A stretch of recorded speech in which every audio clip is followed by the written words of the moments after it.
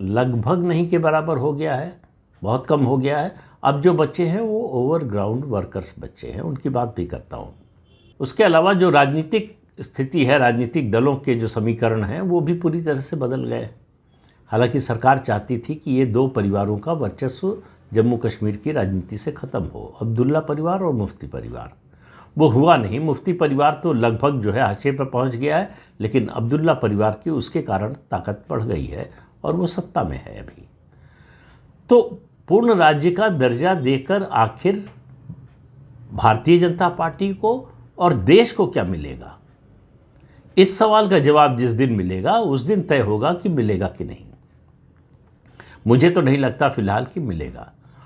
पिछले 6 साल में जो प्रयास किया है केंद्र सरकार ने, चाहे वो आतंकवाद के मुद्दे पर हो, कानून व्यवस्था के मुद्दे पर हो, या फिर जो है पॉलिटिकल प्रोसेस को लेकर हो, स्थानीय निकाय और पंचायत के चुनाव कराए गए। पहली बार देश का पूरा संविधान जम्मू कश्मीर में लागू कराया गया। उसके अलावा जो है डिस्ट्रिक्ट डेवलपमेंट काउंसिल के चुनाव कराए गए। सरकार की कोशिश थी कि एक वैकल्पिक राजनीतिक नेतृत्व और राजनीतिक दल उभरे।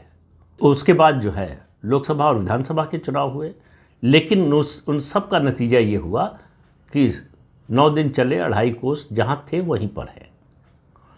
पहलगाम की घटना ने ये बताया कि ओवरग्राउंड वर्कर्स के नाम पर आतंकवादियों के समर्थक और सहायक अब भी पूरी तरह से सक्रिय हैं।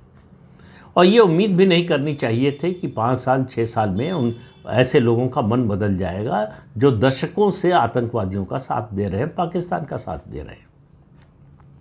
तो मुझे एक घटना याद आई उत्तर प्रदेश की।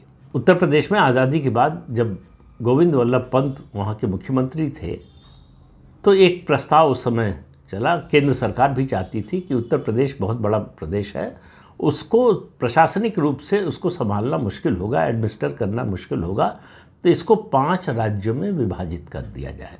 उस समय तक उत्तराखंड नहीं बना था। तो जो 5 राज्यों में विभाजित करना था, उसमें जो क्षेत्र चुने गए थे, कहे जा रहे थे, उसमें से एक तो ये पहाड़ का इलाका था उत्तराखंड, जो अलग राज्य बन ही गया। दूसरा था पूर्वांचल, पूर्वी उत्तर प्रदेश,